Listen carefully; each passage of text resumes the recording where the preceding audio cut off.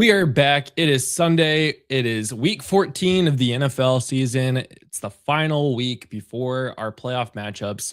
We are here again to help you with your starts or sits. No, I'm not in the kitchen today. I'm in my office because we're going to make slightly something different today. And truthfully, I didn't want to clean my kitchen. So, yeah, let's get to the other side.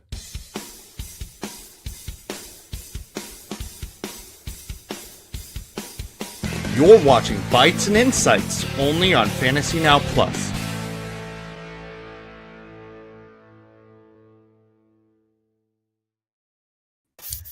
John, Brian, how are you guys doing today? Doing well. Doing great. Good morning.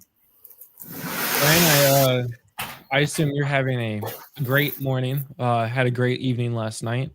Nothing happened wrong last night, so just getting us ready for the playoffs. We lost 13-10 last year, and look what happened in our last game before the playoffs. You know, it was all by design.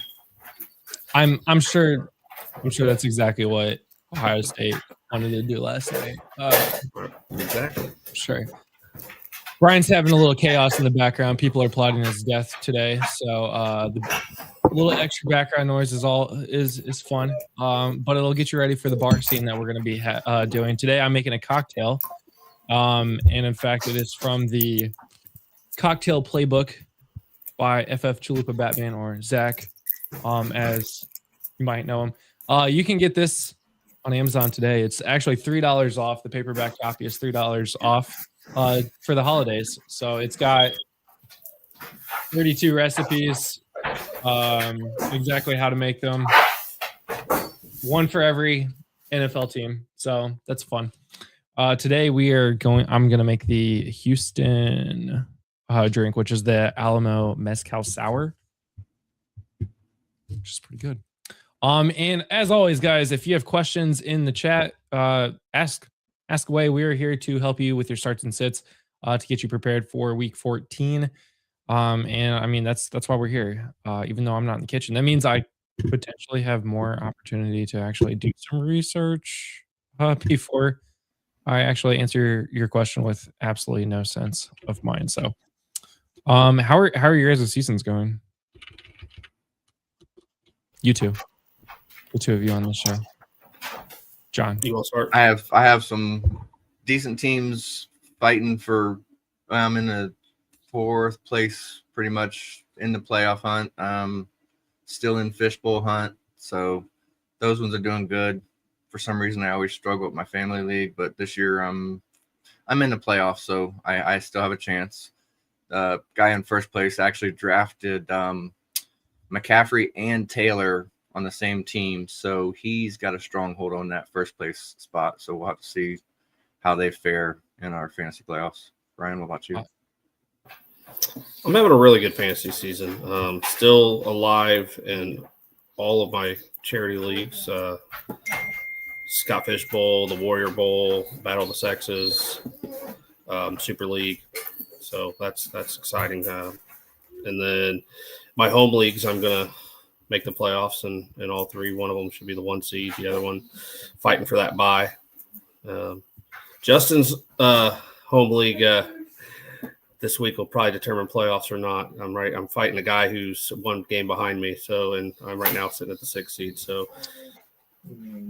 Not feeling great with the amount of buys in that league, but that league, in that specific league, I got eliminated basically 2 weeks ago when Jahmyr Gibbs went off for 60 points. The last place team eliminated me from the playoffs because of Jahmyr Gibbs' 60 points, and he has done absolutely nothing since. So that's fun for me. So I got eliminated after winning last year, but my family league, I similar to your league, John, I have Jonathan Taylor, Christian McCaffrey, and Bijan Robinson. So I'm sitting pretty well there. Brian's entire power just went out, it looks like. So, okay. So we actually have a couple questions here. DK or Christian Watson, PPR. DK has been horrible these last 4 weeks, and that is actually DK Metcalf, I assume, not actual DK. Oh my God, what's up with all the lights? So, John, let's start with you. DK or Christian Watson this week? While I start making this drink. I'm gonna lean. I'm gonna lean DK. Just he's Aaron's go-to guy, other than Washington, that big bruiser of a tight end. But I'm gonna lean DK this week.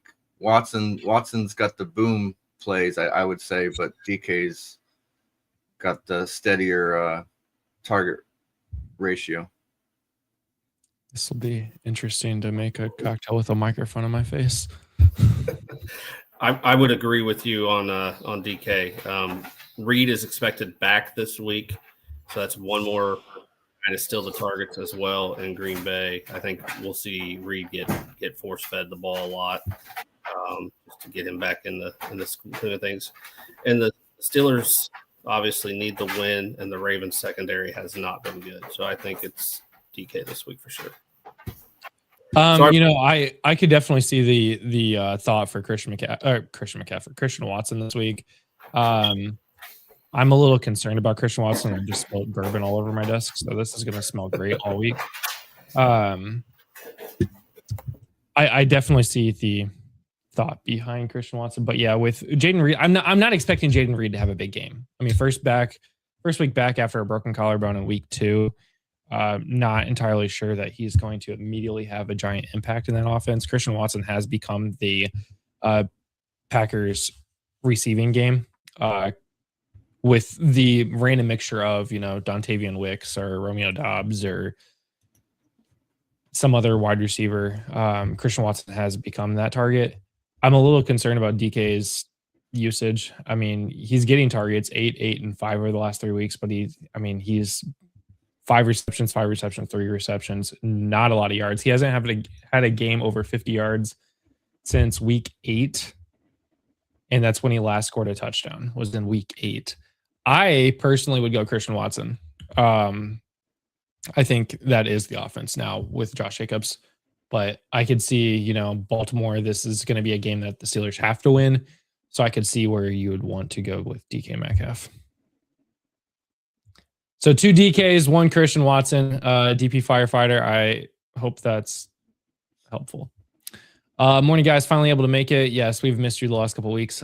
Do we think Olave suits up? If not, Neal or Vele. Kicker, also a sore spot, but such a volatile pick. So no idea what to do there. I have Boswell. The answer is you need to have Brandon Aubrey. But since you don't, I think Boswell's going to be fine. I mean, again, they need to win. Boswell's also been a guy. Kickers are hard. Do you guys know anything about kickers? I mean, Brandon Aubrey and everyone else, like you said. Chris Olave is expected to play today, so he is set to play versus the Bucs. But we will find that out in like 20 minutes when injuries are announced today. So, to answer his question, if he doesn't play, I would go Neal myself. Oh yeah, I would be I guess that would be probably for the flex position. That's what if you're able to potentially start Neal. Neal, I would be going Neal regardless. Well, I guess it's Neal or Olave. I would go Olave, but yeah, I would go Neal over Vele. Vele is a big boomer bust player, though. He's been getting a lot of targets, especially even with Olave in. He's gotten 15 targets over the last 2 weeks, so I think he's also dumping it. Sorry, Justin. Yeah, I was just gonna say Shuff's dumping it off to him. So you ain't gonna. He hasn't really shown it all that much on the ground, even though he's getting the snap share. But he's actually producing with the receptions and more than he is on the ground. For those keeping track at home, I did not spill the mezcal over my desk, so improving. We're not getting to see you make it though. We need some better. My office does smell like bourbon right now. So I hope we answered the question. Yeah, if Olave does not play, I think Neal is the option. Jamie, we're not cooking today. I'm actually making the Alamo Mezcal Sour out of wrong side. Zach's cocktail playbook, which you can buy if you want to buy it. It's the link is in the description. But it's a really good playbook. This is my favorite drink out of that. So far I have used Bullet Bourbon. This is my favorite bourbon. And then I've got some mezcal. So right now I'm making a double, but it's 1 ounce of bourbon and 1.5 ounces of mezcal. I'm about to add 3/4 ounces of agave nectar. I have blue agave. So since I'm making a double, it's 1.5 ounces. Okay.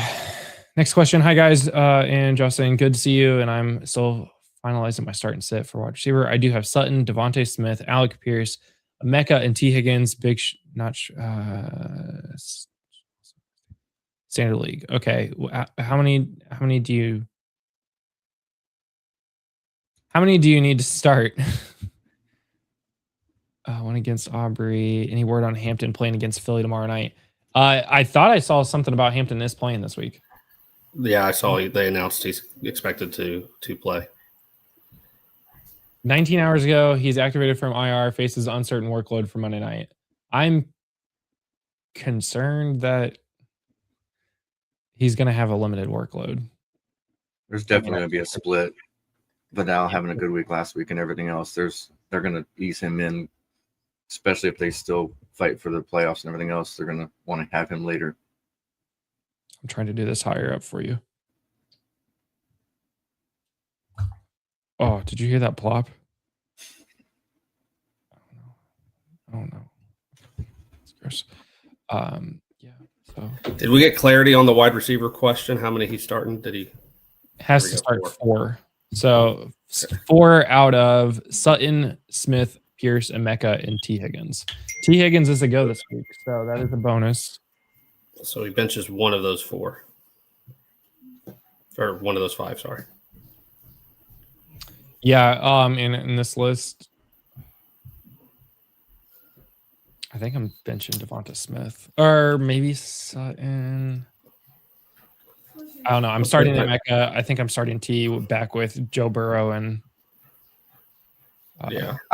I talked with Craig earlier in the week on this similar thing, and I said Sutton just based on Higgins is actually down lower in some of the rankings that you'll look up, but I think that the concussion protocol still played a role in that early on in the week, and he should be moving up. I haven't looked at the latest updated, but he should be moving up just based on Buffalo's defense, and Burrow should be peppering Chase and T all day, I would assume.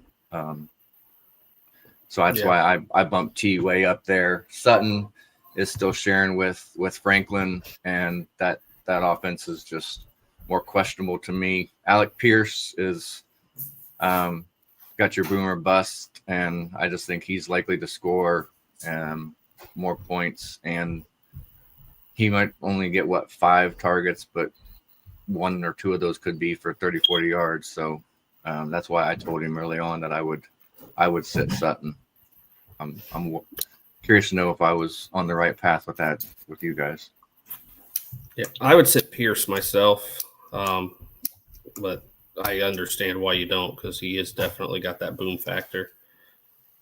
Well, he's not even a boomer bust player anymore. Alec Pierce isn't. In my opinion, Alec Pierce is here. He is the wide receiver 2 for the Colts. But with that being said, it has been a very long time since Michael Pittman has not gotten a lot of yards, a lot of targets, and quite frankly, less than 10 fantasy points against the Jacksonville Jaguars. So I think this is going to be a big Michael Pittman game. So yeah, I guess I would be fine sitting Alec Pierce as well. So for those that was wondering why I had an egg in the screen, this has an egg white in it. So we're about to shake this up now.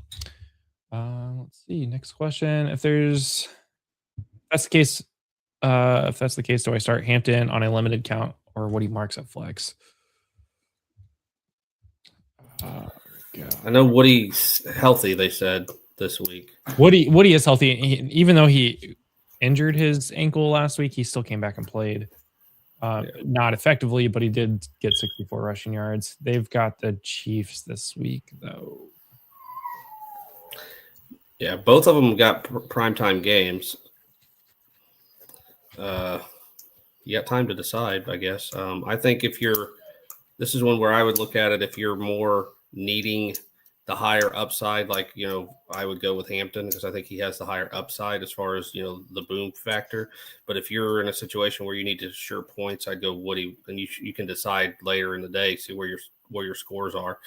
If you need the bigger play, I would take the risk on Hampton. But if I want the sure thing, I would take Woody. Chiefs Texans is tonight, isn't it? Yeah. So yeah, I agree with Brian. If you need the safe 7 to 8 points tonight, and you get to that point, you're like, yeah, I just need 7 or 8 points. Go with Woody. If you need like the 30 points, 20 points, something like that, you might go with Hampton because they might actually lean on him. So this shake this dry with no ice for a minute, get it nice and frothy, and then here in a minute we're gonna add ice and shake it again for like another 20-30 seconds to get it nice and cold. Next question, JRS got full PPR. Neil or Monangai today? Then, well, let's answer that question first. I think I'm going Monangai with this one. How do you guys think? What do you guys think? Go ahead, Brad. Yeah.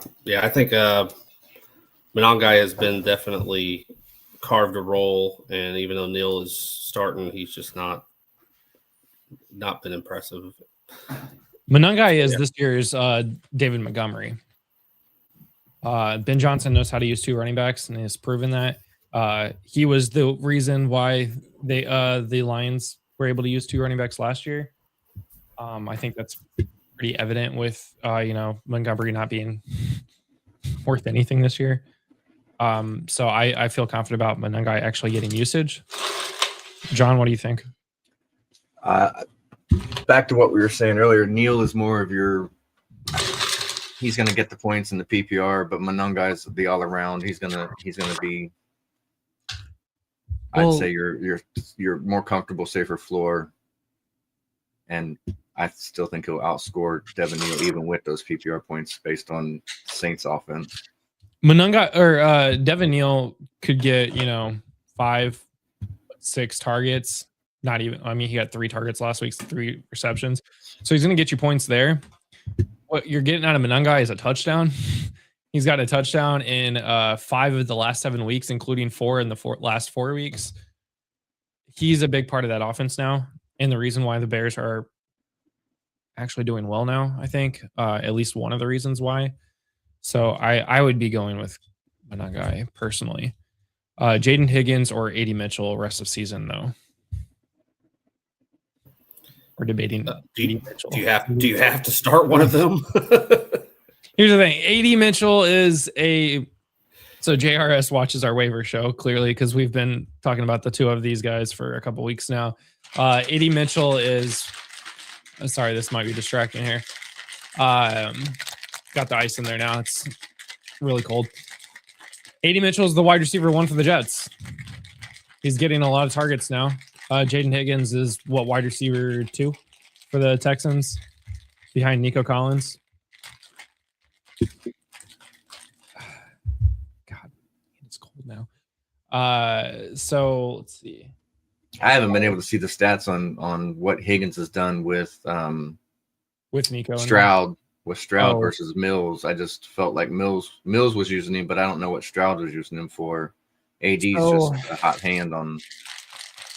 With weeks 10 through 12 with Davis Mills, he had 7, 7, and 9 targets. With Stroud last week, he had 5, but he had 5 receptions. So it's like, whereas with Davis Mills, he never caught every ball or every target, I should say. So I think maybe the quality is up there for Stroud. I lean AD Mitchell. I'm sorry, guys. And I would lean Higgins just because I don't trust AD Mitchell at all. I don't trust AD Mitchell either, for what it's worth. And Garrett Wilson is on IR, but there's a chance he comes back. It's the rest of the season. So let's say Garrett Wilson comes back next week, then is AD Mitchell even going to be a factor? I think this week AD Mitchell, is obviously the better play matchups wise, but rest of season, I think I lean Jaden Higgins.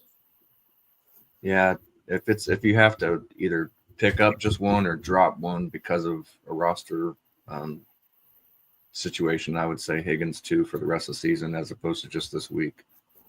And I don't think Jaden Higgins will stay on the waivers that long if he has another good game. I think I shook it up too much. It's a little frothy, but it tastes right. So it's very good. So morning pick me up. I mean, it's almost the afternoon for us. Some of us party. Some of us had a very good night last night.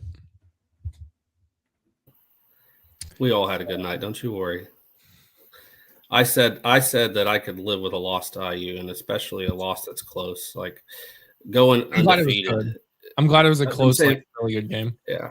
I mean, going undefeated is a lot harder. So I'd rather have a loss against a good team right before the playoffs, because we've had no adversity or challenges since week 1. Like Ohio State needed that because the playoffs do get harder, and now they got a nice slap in the face to wake them up a little bit. So I'm okay with it. Real quick, John, do you watch college football at all or pay attention to it? Yes, I do. I don't know that Brian necessarily remembers me, but we actually drafted together and played 2 years ago in Fishbowl. And I am an Ohioan by residence, but I am a Michigan fan by choice. I was gonna say I can't forget that horrible outfit you were wearing. Yep. That would be it. So it stems back from my grade school years of we actually were Michigan uniforms, and it was during the Fab Five time frame. So I've rode with them ever since, and it's one of those things. I mean, we don't all make good choices. I'm a Miami Dolphins fan, so it's okay. I'm a Cincinnatian now, and I'm a 49er fan, so I don't have many friends with that choice either. So, but at least your pro team's respectable. So do you guys think before the playoff is announced today, Alabama, Notre Dame, Miami, you get to pick 2? It should be Notre Dame, Miami, but it's going to be agree. Alabama, Notre Dame is my prediction. They kicked Georgia out a couple years ago with losing the SEC championship by 3. Alabama got smoked yesterday. Yeah, Alabama should not be in it. Alabama should not be in this year. They got the worst loss of the 3 too. I mean, Florida State was not good. Yeah. So I Alabama should not be in it. Notre Dame started 0-2, but they've won every game since then. No. Yeah. They lost Miami. You're right. Oh no, Miami was like week 2. Yeah, you're right. Yeah. So they've won every game since then. Miami's had a good season. I think it's funny that Miami wasn't in the ACC championship. That conference. Yeah, some weird tiebreaker. Yeah. Yeah. And Duke, who was like 6th in the ACC, was in the championship and won it. So it's conference championship. Well, they had the same ACC win-loss record, but somehow some weird ACC tiebreaker put Duke in over Miami. And then they won in overtime. So yeah. I think Alabama should be out. I think Notre Dame and Miami have the best case to be in. Everything worked out well for them. Alabama got smoked. BYU got smoked. Both schools needed the playoff committee needed both of those things to happen, so they didn't have to make the decision between Notre Dame and Miami. And I think the decision was made for them. But we'll see. We know college football. I say let's be real. The Alabama brand will get them in, even though they shouldn't be. Big Ten or SEC, guys? I think I know where we all stand here, but which conference is better? Big Ten all the way. SEC's better. Are they better because they all play each other, or because they're better? They have more good teams. Like the Big Ten, you got 3 that are legit, and then who? USC was just okay. That team up north is just okay. Illinois just okay, but then you got Ole Miss, you got Texas A&M, you got Texas. I mean, even Alabama is better than all the Big Ten schools I just named. This year I would say the SEC is better than the Big Ten overall. The best 2 teams in the country are from the Big Ten, though, so the Big Ten should still get another natty. And you got your top five. You got your top five. Well, you got Oregon. Weren't they fifth or sixth last? Yeah, I said, yeah. Oregon, Ohio State, and IU are obviously three very good schools, but so are Georgia, Texas A&M, and Ole Miss. I mean, so you put the top three head to head. It's pretty close. But then it was really sad that Penn State sucked this year because Penn State's usually up there. It sadly college football's better when Michigan and Penn State are better. It'd obviously be good if Minnesota could ever be a thing, or Nebraska could have actually been a good team this year. But I think the realignment with adding USC and Oregon, I think helps our conference going forward a lot too, where competition wise and where it puts different teams in the rankings based on wins, losses. And so I think it's, SEC's been strong, for a really long time, competition wise and the amount of schools that are always fighting. But now I think, even though I didn't want to see more come in from Oregons and the USCs and everything else, I think it'll boost our conference up. We're gonna answer one college football question, and we're gonna go back to fantasy football. And I'll just say one more thing on that real quick. Next year will be the real test because the SEC finally goes to 9 conference games, and now they won't be able to inflate their records with that easier game that they get, especially at the end of the season, which is what a lot of the SEC schools did. I mean, Curt Cignetti had a thing where he was like, maybe we'll just schedule like the SEC and schedule BS games instead of powerhouse out of conference games. Is James Madison getting into the college football playoff? Currently they are projected it's them or Duke, I'm pretty sure. So yeah, I'd say yes. I would rather have James Madison in there. Also, I know they're not going to end up playing, but it'd be fun to if somehow they were able to get through the first round into the second round. Will not happen, but James Madison versus IU would be an interesting matchup to see Curt Cignetti versus his former school. Yeah. Okay, back to fantasy questions. Good morning, Ryan. Egbuka or Alec Pierce worried about the LT being out for the Bucks and heavy rain for the Colts game in a standard league.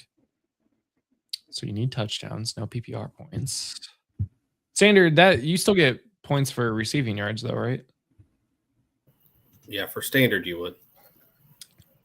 Need a league where it's only touchdowns matter. No yards, no receptions, no anything, just touchdowns only. That'd be fun.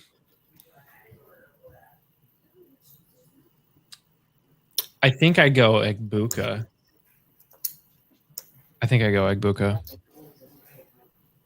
Is it raining in Jacksonville right now? Yeah, it's supposed to be heavy rain, is what I heard last night. Dang, that's not good. I think I'm going Egbuka here. The Colts' last win in Jacksonville was like 10 years ago. I'm going Egbuka also. I'm looking up. He's got 6 touchdowns to Alec Pierce's 2. Yeah, but 4 of those touchdowns and they were early on in the year. Yeah, early in the season. He's been really quiet. Great. He hasn't been good since week 10, truthfully. He's really quiet. Do we know, is Mike Evans playing today? I haven't heard a confirm. Mike Evans, I think that he could return next week. Okay. Then I think I go Pierce. Because we're not getting because I think Egbuka is more likely to get the volume for the PPR. So if it's PPR, I like Egbuka. But I think with no Mike Evans, I go Pierce. I'm changing to Pierce. Pierce has got touchdowns more recently, 2 in the last 3 games. Egbuka has not 3 games. And you're really relying on points and yardage. And if we're even looking at yardage, Pierce outweighs Egbuka there too, because he is that deep threat. His average catch is like 24 yards of reception right now. So and I only knew that because it's in the 20s. He doesn't have a game where his yards per catch is under 17 this season. So at least yards per game is the same too. Yeah, yard so at least yards per game. every pass reception you're going to get is going to be at least almost 2 points without PPR. So I go Pierce too. JRS does have to start either AD Mitchell or Jaden Higgins. So I think I'm leaning AD Mitchell still. I'm sorry. For rest of season or this week, though, Justin? That's what the question was. Well, let's look at their schedules, Brian. AD Mitchell, I got to spell Mitchell. AD Mitchell's got Miami, Jacksonville, New Orleans, and New England to finish out the season. Whereas Higgins, the other Higgins, KC, Arizona, Las Vegas. Oh, never mind. Going Jaden Higgins for the rest of the season. I'm sorry. The schedule's much easier. It's a lot easier. Miami's okay against the pass game, apparently, sometimes. Lately, since they started winning, they remembered they have some good players on defense or something.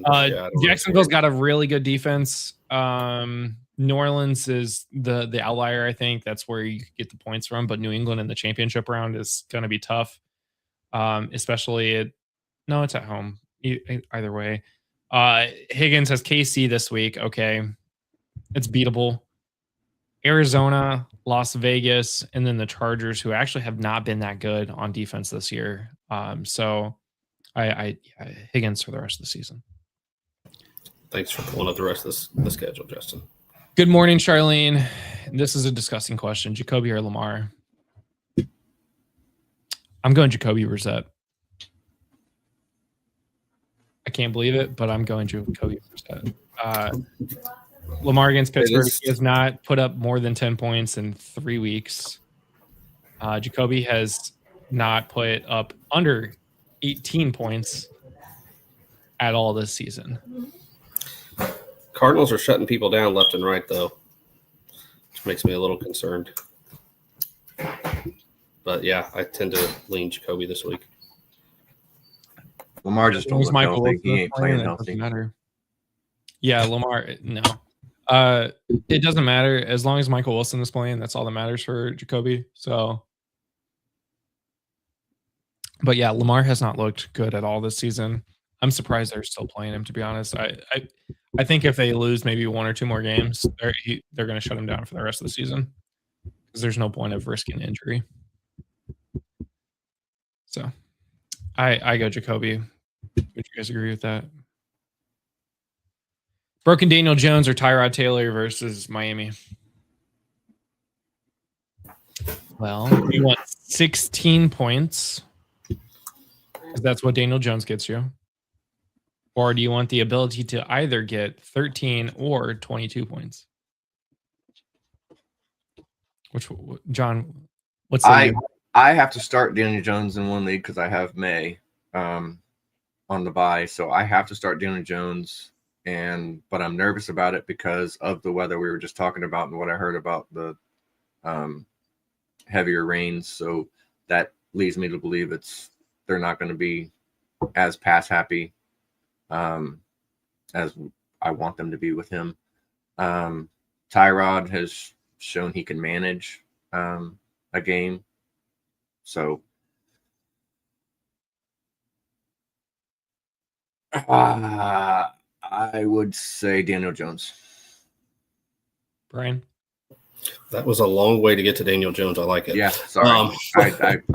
I'm torn. It really is. I want to say Tyrod, but I got. I don't know what Tyrod's stats are in cold weather. That game's going to be really cold in New York today, which means that the Dolphins 2 is going to suck. Let's just call it what it is. So I don't think Tyrod's going to have to pass a lot. I think it's going to be a very much running game. So I would go Daniel Jones just for that reason alone. Yes, I'm pretty sure it's Brian that has the smoke alarm that needs to be changed. So he's going to check that out. I'm muting my mic every time I'm not talking, so that should help you know. Yes, JRS, as you know, we are the most helpful as we can be. And I'm assuming that's because of the Jaden Higgins or AD Mitchell talk. Tua is throwing at least one interception today. Book it. That's 2. And speaking of, booking it, you can play $5 and get $100 in bonus funds today on Underdog Fantasy by using the code FN Plus. All new customers, if you use our code, you can get an extra $100 in bonus funds by playing the first $5. So definitely do that today. Can't say why you need to do it today, but you should definitely do that today to get $100 in bonus funds. It's quick, it's easy, it's simple. It's honestly fun. There's different ladders that you can pick. So similar to like parlays and stuff on other betting sites, you can go on there, make your picks on or your plays on, Tua Tagovailoa throws higher than half an interception today, but you can also bump that up to 2 or 3 or 4 and just continue to multiply your potential payout. So join Underdog. What? I was just gonna say, did you see that stat? I know you talked about Tua throwing 2, but did you see the stat about saw it last night? First time for the Jets since 1940 with no interceptions in the first 12 games of the season. I thought that was actually pretty telling on maybe Tua escapes this week without it. So the Jets haven't had an interception all year? That was from NFL. I read it last night. Yeah. It says they're the only defense without a single interception this season. Every other team had at least 3. Only defense since 1940 with no interceptions in the first 12 games. And I don't know why that said the 12 games when we're already passed or into week 14. I thought that was a crazy stat. Well, they would have had a bye, so 12 would be right. Oh, yeah. I'm sorry. Good call. No, you're good. I will say book Tua for 2 today. That just confirms it. Because they've not gotten because of history. Yes. I'm trying to look up interceptions, guys. Okay, by teams. Yeah, the Jets have 0 interceptions this season. Well, and if you look at Tua's stats, he doesn't just throw one. When he throws one, he finds a way to throw another. So it's been, and that's this last year week thing. He only threw 1 interception. How many other single interception games was he? 4 games this year with 1 interception against New England, Buffalo, Baltimore, and New Orleans. So how many multi? Now, 4. He had 2 against Indy, 3 against the Chargers, 3 against Cleveland, and 2 against Buffalo. He has 4 games with no interceptions. So he's either going for none, 1, or several. I'm going with several.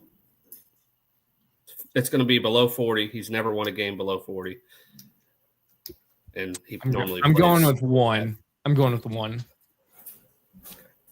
John, what do you think? I'm going to go both aside from both of you, and I'm going to say the Jets keep their streak alive and 0. 0. Okay. So I don't know how we make a bet worth this, but we'll figure it out off air before their game today. So we got 0, 1, and multiple. All 3 of us have chosen something different, so that's great. And no, it is not your smoke detector, so don't have to worry about that.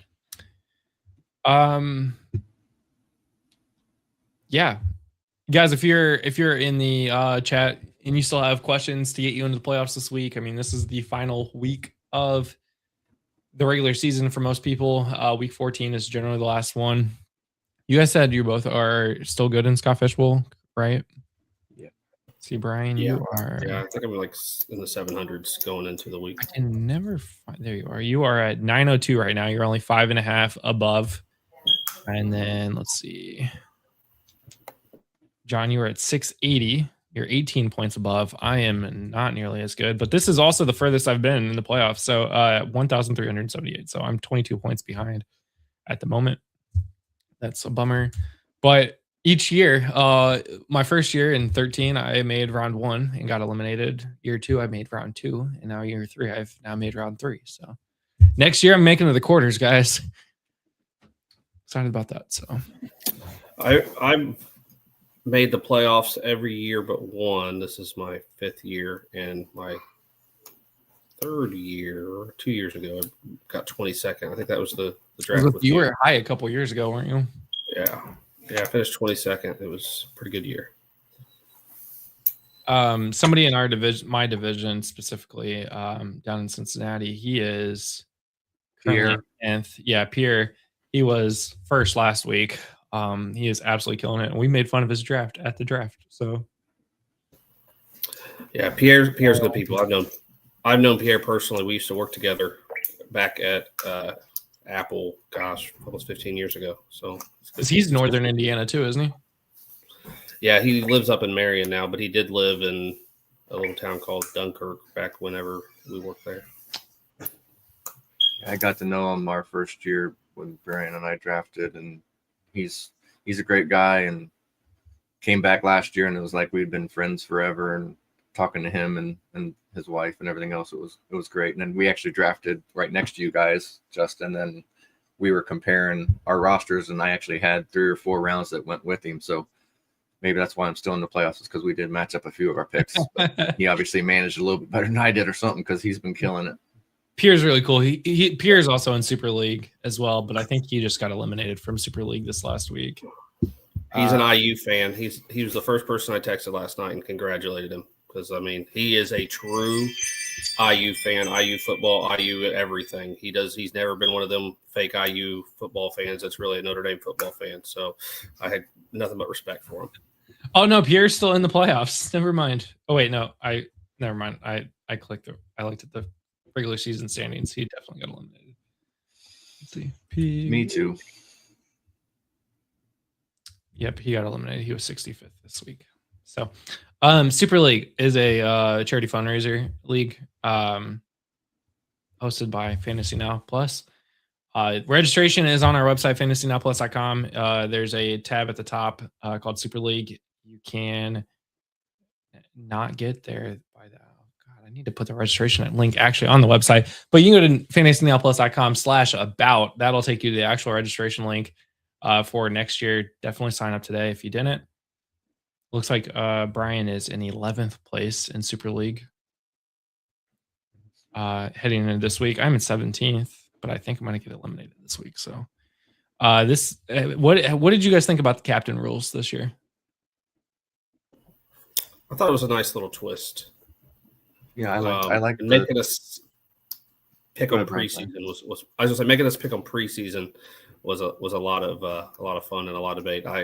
I got voted captain, and I actually didn't even finish top of my division, but I did obviously finish good enough to. But I think the person we were debating most with was Kendall in ours, and he actually finished first. So it's kind of funny. We were close to getting the right captain for points, but we did all right. I think I helped us okay, because I started out very slow, and then I got to play Sean, and that just righted the ship. Just needed to match up with Sean, and all was good in the world.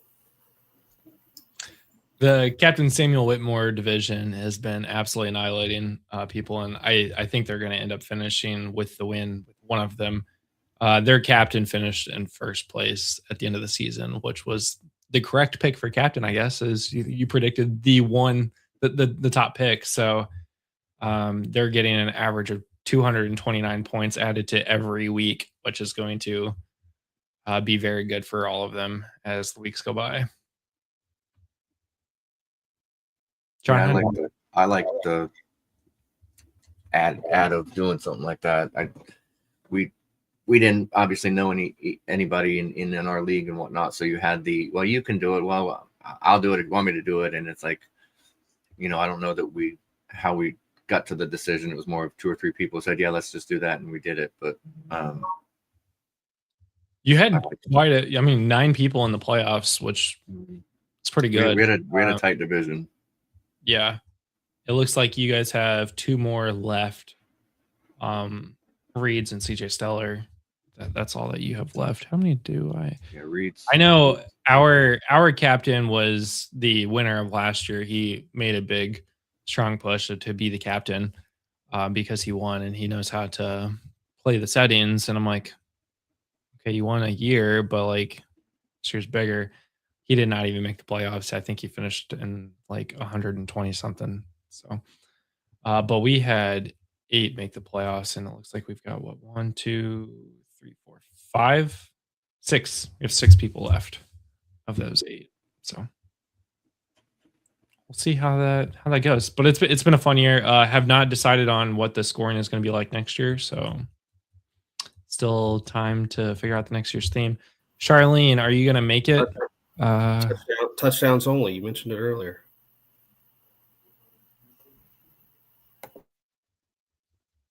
Maybe.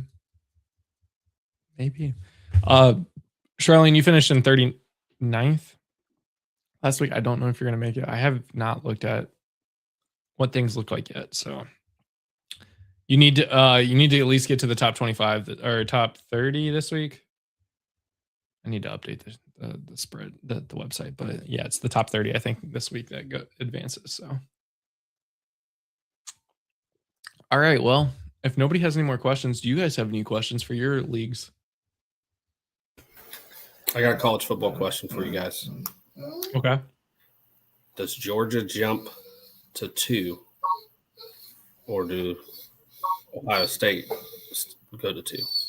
I personally think it's going to be Georgia that ends up at 2. I think Ohio State falls to 3. And if that happens, that more proves Alabama should not be in. I agree. I think Alabama doesn't belong in regardless. But if I had to guess, we can finish this off with college football playoff talk for all I care. If I had to guess, I'm going to say IU finishes 1. Obviously finishes at 1. I think, they already put out the rankings today. So right now they have IU at 1, Georgia at 2, Ohio State at 3, Texas Tech at 4, Oregon 5, so they dropped 1. Ole Miss 6, Texas A&M, Oklahoma, Notre Dame, Miami, Alabama at 11, BYU at 12. Currently, but that's just college football rankings. That's not the playoffs. So I think the top 4 is correct. I think it's going to be IU, Georgia, Ohio State, Texas Tech. I don't think Ohio State falls out of the first round bye.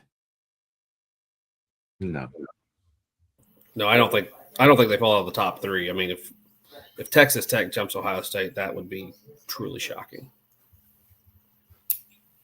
Let's see. Updates. I'm trying to find the bracket because I want to kind of like pair these, because what I think is going to end up happening is that they're going to try to set it up to where IU and Ohio State could potentially meet up in the national championship. Which is fine as long as they get to 2 or 3 for Ohio State. That'll happen. Which is why another reason that I think they're guaranteed. But yeah, I don't think they'll fall to 4. That's the thing. I don't think Ohio State will fall to 4. I don't think the playoff committee will let them fall to 4 because they have been really good this season, and I don't think they want an Ohio State IU game for the semifinals. I think they would prefer to have that as the championship game, assuming teams can meet up. And I think they're going to give Georgia that matchup against Ohio State to get to the championship rather than give Texas Tech that matchup. Yeah. Well, and I think if I'm as an Ohio State fan, I prefer the 3 because then you're getting Ole Miss and probably Tulane winner. Like, okay. Yeah. As opposed to the Texas A&M and whoever Notre Dame gets 10 out of Notre Dame, Miami, Alabama at that 10 spot. Yeah. So I think the 2 is actually a bigger disadvantage than the 3 with who you get in the second round. And that's another part about the college football playoff committee is that they're not just looking at like, okay, let's rank these guys 1 to 12. It's okay, what's going to make the most money in a sense too. If you got ratings. If you got Alabama versus Georgia in the second round, that looks good. Or like an SEC matchup versus, and then like, I don't know, a cakewalk to get Ohio State further. I think they're also going to look at potential matchups as well. So we do have a couple questions here. Who for my tight end and flex spot? You got Charbonnet, Vele, Jordan Addison, or Quentin Johnson.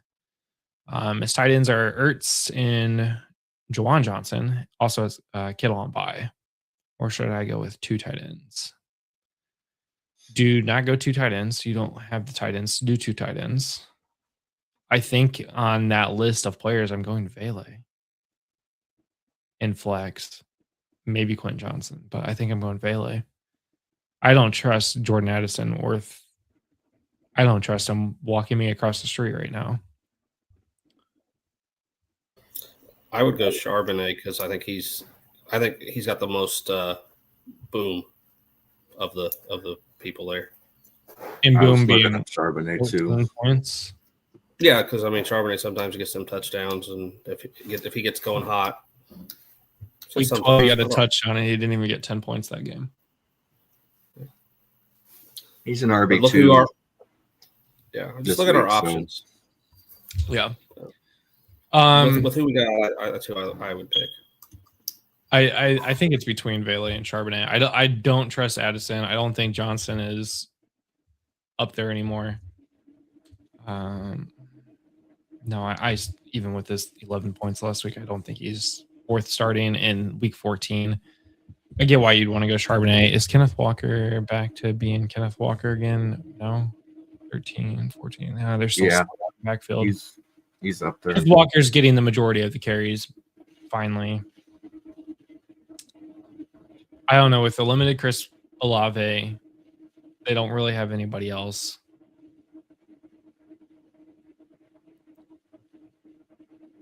Personally, I'm going Vele. Brian's going Charbonnet. John, what are you going with? I'm leaning Charbonnet. Kent Walker and Charbonnet are both in the top 24. I just lost my screen. They're both in the top 24. They're averaging 63 yards per game, and Charbonnet was at 51. So I think I'm just trying to look at who Seattle. I forget who Seattle has, but I'd go with the more comfortable Charbonnet over hoping for Vele to keep what he's got going on the last couple weeks. Last week. Okay. And then Ertz or Jawan Johnson, mind you. Ertz has got Jaden Daniels coming back. Right. He is active this week. Yeah, he's starting this week against the Vikings. He put up 20.6 last week with 13 targets with Marcus Mariota. In fact, he's been playing with Marcus since week 10. He's been pretty average, but last week he got the most targets, most receptions, 106 yards last week. Jawan Johnson has been almost identical to Ertz. He's just not getting the points like Ertz. Well, he has been getting the points, just not last week. He has Tampa Bay. So Jawan Johnson has Tampa Bay, or Zach Ertz against Minnesota. I think I'm on Zach Ertz. Yeah, I lean Johnson. I lean Johnson. I mean, with Olave being questionable, and Ertz had a good game last week, but with Schuff looking Johnson's way, Olave being questionable, I just think that him still being a rookie, he's going to look down for Johnson more. So we got 2 for Charbonnet and 2 for Ertz. The backups are and my Ertz argument is Jaden Daniels' elbow. I don't think he's going to throw a lot of deep balls. I think he's going to go for that security blanket. Yeah, he's coming back. It's true too. I agree. Second link, he's got Jacoby Myers or DK Metcalf. I would go with Jacoby Myers. Myers has been more consistent since he's been in Jacksonville. 6 targets every week, pretty much. I'm not going to include that first week he played with Jacksonville. That was a warm-up game for him. 3 for 3 though. He has been catching pretty much almost everything. He's gotten 2 touchdowns over the last 2 weeks. Now he has Indy, who has been struggling in the secondary. Surprisingly, they don't have Sauce Gardner this week. He's expected to miss a couple more weeks. So now we're looking at should Mooney Ward as the main defender, and that's probably going to be on Brian Thomas Jr. a lot. They're probably going to go back to a zone coverage. I think Jacoby Myers is a better play here. Also, I think the Jaguars. So, yeah, I agree with you. I think Myers is going to get he's the more consistent play too. Like Metcalf hasn't been good. I do like that he's going against Baltimore, but I think Myers has got the better floor, and I think he probably even has the better ceiling. So yeah, I go Myers. I agree. Myers, like I said earlier, the only worry is that game being with the rain, but I still got to go with the better stats at that position. I'm going to go with Myers. We think rain games are going to be more impactful than they are, and then in fantasy they still score. So it's like, yeah, we thought that 2 weeks ago when 3 weeks, whatever it was, when San Fran played Cleveland, and thought that cold and the wind was going to play a role in it. That didn't matter. Didn't come to fruition on that game. Jacoby Brissett or Trevor Lawrence. Lawrence has got 20 points the last 2 weeks. He's got 20 points in 3 of the last 5. He hasn't. He got 10 against Houston, again against Indy. What are you guys thinking? John, you go first this time. I'm going Brissett based on the offense. They're going to have to throw it. They're going to have to score because the Rams are going to put up points. We just said the weather doesn't always play a role, but Brissett's got the better conditions to score more, and he's going to have to score more to stay with the Rams point spread and everything else. I'm in agreement, so I would go Brissett. I think that Brissett's been very consistent since he's been the starter too. I mean, you just mentioned Lawrence has had some good weeks, but so is Brissett. And then I do agree they'll throw more. You don't got the rain factor. Yeah, I do think we could see Lawrence put up another good day against the Colts, but I do think with the rain, I would lean Brissett. Trevor Lawrence's only game scoring single-digit points against the Indianapolis Colts was his rookie season in Week 10, where he put up 9.78. It was actually his first game against the Indianapolis Colts. He has scored double-digit points ever since then. 22 last year in his one game against the Colts. He put the 2 years before that was 15.7 and 18.7. I think I do lean Brissett specifically because it's going to be an indoor game. It's going to be on the West Coast. That game is going to be aired out. The Cardinals are going to have to score a lot. The Rams are coming off of a loss. They're going to want to score a lot too. So it could be a shootout more than a rainy game in Jacksonville. So I would go Brissett too. See you, man. As a lifelong Texas fan, they don't deserve to be in it. I agree. Texas does not belong in the college football playoffs. Texas is more deserving than Alabama, though. Ish. Neither of them deserve to be in it. Should I pick up Booty, Singletary, Jordan Mason, Vele, Adonai Mitchell, or Emmanuel Wilson off of waivers? Do I drop Ertz, Johnson, or Singletary? You're picking up Singletary to drop Singletary? I'm confused there. Yes. Honestly, I would think about picking up Jordan Mason.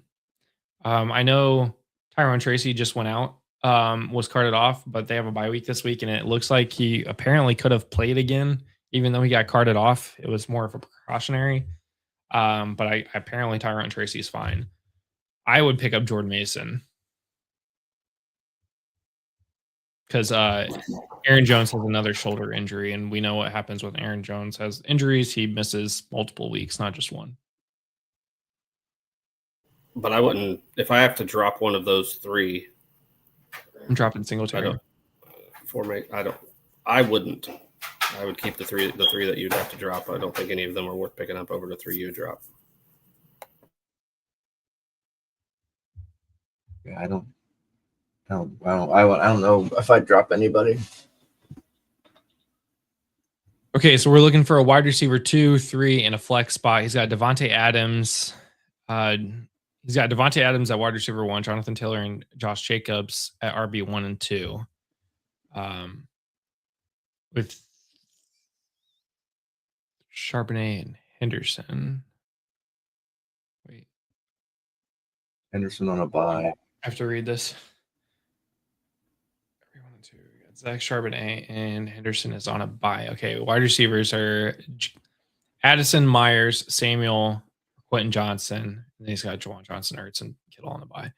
So we need three. We need three players between Charbonnet, Addison, Myers, Samuel, Johnson, and Ertz.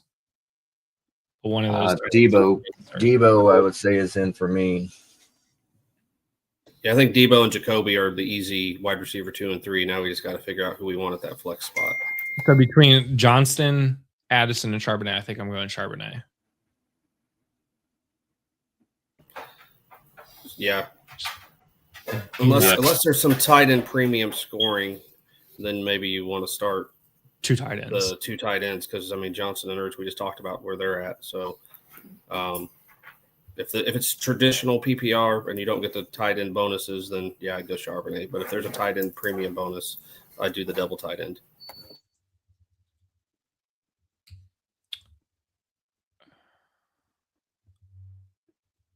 Did they not release the injury report? Trying to look up the. Well, I'm just trying to look at. This is not related to the question. This is more for. Olave. Just who's in and who's out this week is what I'm looking for. So yeah. Olave is active. Anything today? Dalton Kincaid is active too. If anyone has been waiting on him to be back. The dogs are very happy that Kincaid is active, apparently. Okay, here we go. Marquez Valdez-Scantling is active for anybody that cares. Like you said, Dalton Kincaid is active. Adam Thielen active for week 14, guys. Big Steeler moment right here. Dylan Sampson is officially active. Parker Washington is out this week with that hip injury. And that's all I've seen so far.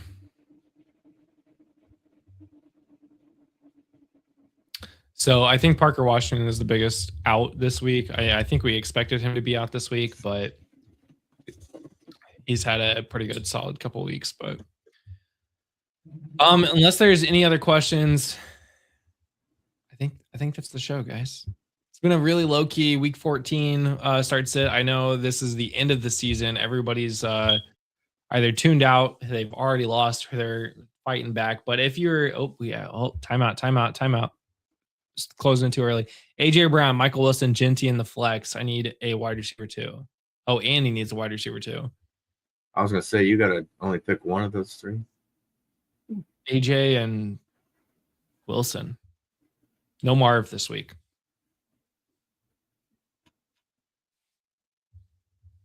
Speaking of no Marv this week, Brian, we play each other in a league, and you don't have Marv. I don't, but that's okay. I'll still beat you. Oh, God. Here's the problem. You have 2 quarterbacks in that league, and you actually filled your lineup with other people. That's a problem for me. And I don't have a game this week. That sucks. Yeah, that league, I don't know how I've turned that around so quickly. You turned it out from literally being the worst team in the league to actually, I think you will win the championship in that league. And we'll talk about that here in a second. I'm going AJ Brown and Michael Wilson on this one. I'm going Wilson for sure. AJ's turning it around for me. He has. I'll stick with you and say Brown. It's too close. I'm going to go AJ Brown and Gianti. I think Wilson last week, kind of came back down to reality a little bit. Now I know Marv's out, but it's the Rams. I think Wilson has a good game. I think all three do, but I'm gonna go AJ Brown and Gianti. Rome, Marv, and Drake London being out is huge. I agree. In week 14, that is very, very big. Thanks, JRS. Walker or Gainwell? You always have the worst questions. Gainwell has been gaining traction for Pittsburgh. Who's Seattle play? I've already forgot. Seattle's got Atlanta. In Atlanta, Walker, Gainwell's got Baltimore and Baltimore, so they're both on the road today. I think I'm going Walker. Same. Yeah. So the league that Brian and I are talking about, John, is called Started from the Bottom. We started last season where we only drafted rookies in our startup. You are not allowed to roster anybody pre 2024. So if you were drafted in 2023, 2022, 2021, or beyond, you are not allowed to be rostered in this league. So we are currently only playing with 2 years of players. And the whole purpose is how well can you build up a team from scratch? Like this is the ultimate rebuild league. So I mean, year one, there were a lot of people that didn't have quarterbacks for the entire season. There are still people without a quarterback. But we did adjust points. So like quarterback touchdowns are only worth 2 points right now, but it will increase over time. So every 2 years there is another position added, and there's more points being fluctuated. So right now it's a 1 QB, 1 running back, 1 wide receiver, 5 flex spots, a D line, a linebacker, and a defensive back. I think next year we add a running back and a wide receiver to that, or a tight end or something like that. So we'll slowly get back to like, we'll turn some of these flexes into actual positions. We'll add a super flex, we'll add an IDP flex, stuff like that. If I could change one thing about the roster setup, it would be that instead of a quarterback position, I would have added a super flex position. Instead of set defensive players, I would have probably set IDP flex players instead. But That's where I would lack the most, is that IDP. I have not. I've played one IDP league in the last 10 years or whatever, so I don't know and don't follow the way to draft that or roster it appropriately. We added it so you could get more points. I mean, last year's scoring was like 40 to 21. Like it was really low. But now we're actually getting into the hundreds. But Brian over here had Marvin Harrison in the auction draft, and that was it. He spent all of his auction dollars that he could, maxed out the Literally bid right at the beginning, and had to fill his entire roster with $1 players. And somehow, some way, he has turned it around. Because, well, in the rookie drafts now, I mean, you're not looking at auction anymore, so he was able to draft really well. So right now he's looking at Shedeur Sanders and Jackson Dart. So you got both. Quinshon Judkins, DK, Loveland, Vele, Marvin Harrison Jr., obviously. He's got Abdul Carter. He's got a pretty stacked team. I have Drake May. I traded like my entire future for Drake May. Bucky Irving, Rome Odunze, Tyler Warren, Jalen Coker, Tootin, and then some pretty good defensive players. But that's it. I don't have any depth, sadly. You should have had DK. I mean, he meant Vele. You have both. I got DK. You have Shamir DK. Oh, gotcha. Okay. Not DK Metcalf. You have. I gotcha. You have DK. Yeah, I traded a second. Yeah, I traded a second round pick next year for him. So So it's been a fun league. We'll be in year 3 of this here soon. But it's one of my more favorite leagues because you actually have to build. And sometimes it's just like, all right, the draft is over. I'll see you guys next year. Because you set your lineup at the start of the year and you're just like, I'm not checking it again. That's all you want to play, yeah. Players is it a 10 person or 12? It's 12. Okay. Wow. Yeah. I went in the draft. I drafted 3 quarterbacks and just hoped. And the beginning of the year, until Dart got the starting job, my team was rough. And then once Dart got the starting job, my team started taking off. And then I got lucky with Sanders getting the starts when Dart was out. So I've been able to. Second. I'm in 3rd. The winner of last year is in 1st. He's got a pretty good team too. Caleb Williams, Monangai, Worthy, Gadsden, Bowers, A.O. Manor. He actually has a pretty good team. All right, that is going to be the end of the show, unless Juan, you got any more questions here for us. But we're gonna head out and check all of our lineups because I have not checked any of my lineups at all this week, so that's probably gonna go great for me today. Be sure to subscribe if you're not already subscribed. We have a show tomorrow at noon, our Cold Brews and Hot Takes with Josh, where he will talk about everything that happened today and get you set for Monday Night Football. Waivers on Tuesday at noon. Wednesday, we have a start sit show. Wednesday at 8 p.m., we have a rankings show. Thursday is our DFS show at 9 p.m. And then Saturday is our Dynasty in 30 show. So that actually is longer than 30. So I think Josh wanted me to let you know that he was ranked 3 this week in the rankings. I'm pretty sure he just texted me and said, hey, let everyone find everyone. So there you go, Josh. I'll send you my address and send me the check. I can't believe you just threw that to me. Hey, Justin. Josh was, yeah. Dollar make you holla. You can make the playoffs with like 3 wins. Oh my God. Yeah, I 2-11 is what I'm at right now. Playing 3-10. I could make the playoffs at 3-11. Insane. It's an 8-person league, and John, we can't even get into the. I'm not getting into that scoring during this live show. We can talk about it after the show, but yeah, may the odds forever be ever in your favor unless Charlotte's winning you. But guys, we're out of here. See you guys tomorrow, next week, whenever. Peace out. Thanks for listening. Be sure to like and subscribe wherever you watch or listen to podcasts. We'll be back next week for more ways to win your league.